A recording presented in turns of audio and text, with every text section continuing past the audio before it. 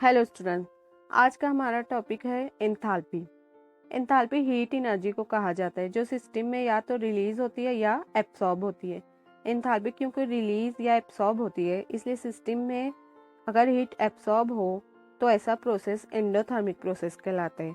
इसी तरह अगर सिस्टम में हीट रिलीज होती है तो सिस्टम में एक्सोथर्मिक प्रोसेस होता है। एंथैल्पी को H लेटर से रिप्रेजेंट किया जाता है, जबकि एंथैल्पी चेंज को डेल्टा H से डिनोट किया जाता है। एंथैल्पी को जूल या किलो जूल में मेजर किया जाता है। एक रिएक्शन में जितनी भी एनर्जीज हो उनके सम को एंथैल्पी कहा जाता है। आप जानते हैं कि एक सिस्टम में मॉलिक्यूल्स के अंदर पोटेंशियल और काइनेटिक एनर्जी स्टोर होती है और पोटेंशियल और काइनेटिक एनर्जी का सम इंटरनल एनर्जी कहलाता है। जब सिस्टम में हीट एब्सॉर्ब या रिलीज होती है तो सिस्टम की इंटरनल एनर्जी कम और ज़्यादा होती है।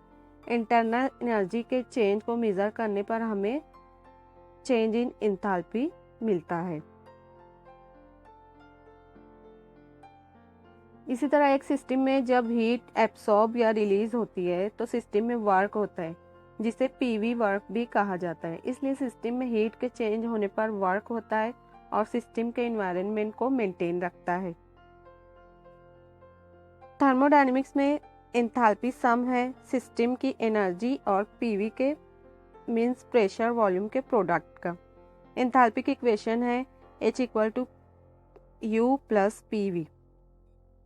यहाँ पर H एंथैल्पी है, U इंटरनल एनर्जी है, P प्रेशर है और V वॉल्यूम है। हेसेस लॉ के मुताबिक एंथैल्पी चेंज डेल्टा H किसी भी केमिकल रिएक्शन के पाथ से इंडिपेंडेंट होता है। यहाँ पर एंथैल्पी रिएक्शन की इनिशियल और फाइनल स्टेट पर डिपेंड करती है, इसलिए एंथैल्पी एक स्टेट फंक्शन है। Now let's see some examples of enthalpy in daily life. First example है कुकिंग। जब आप वाटर बॉईल करते हो या खाना पकाते हो तो यहाँ पर सिस्टम पानी या खाना है जिसकी हीट इंक्रीज होती है, मीन्स एंथैल्पी इंक्रीज होती है, इसलिए डेल्टा H की वैल्यू पॉजिटिव होगी और रिएक्शन एंडोथर्मिक होगी। नेक्स्ट एग्जाम्पल है कंबक्शन रिएक्शन में वुड बर्न होती है या कार के इंजन में फ्यूल बर्न होता है, मीन्स हीट सिस्टम से रिलीज होती है और एंथैल्पी डिक्रीज होती है। यहाँ पर डेल्टा H की वैल्यू निगेटिव होगी और रिएक्शन एक्सोथर्मिक होगी। नेक्स्ट एग्जांपल है एक रूम में अगर एयर कंडीशनर या हीटर लगा हो तो रूम की एंथैल्पी चेंज होती रहती है। यहाँ पर रूम सिस्टम है, एयर कंडीशन रूम को कूल करता है और रूम की एंथैल्पी डिक्रीज होती है, इसलिए डेल्टा H की वैल्यू निगेटिव होगी और रिएक्शन एक्सोथर्मिक होगी। इसी तरह हीटर रूम की हीट इंक्रीज करता है, इसलिए रूम की एंथैल्पी इंक्रीज होती है, इसलिए डेल्टा H की वैल्यू पॉजिटिव होगी और रिएक्शन एंडोथर्मिक होगी। नेक्स्ट एग्जांपल है जब आइस मेल्ट होता है या वाटर एवापोरेट होता है तो सिस्टम में हीट एब्सॉर्ब होती है और सिस्टम की एंथैल्पी इंक्रीज होती है, इसलिए डेल्टा H की वैल्यू पॉजिटिव होगी और रिएक्शन एंडोथर्मिक होगी।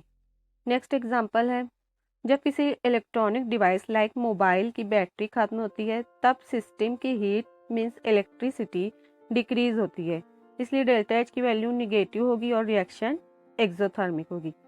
इसी तरह अगर एक मोबाइल को हम चार्ज करते हैं तो सिस्टम की heat increase means electricity increase होती है, मींस एंथैल्पी इंक्रीज होती है और डेल्टा H की वैल्यू पॉजिटिव होगी और रिएक्शन एंडोथर्मिक होगी।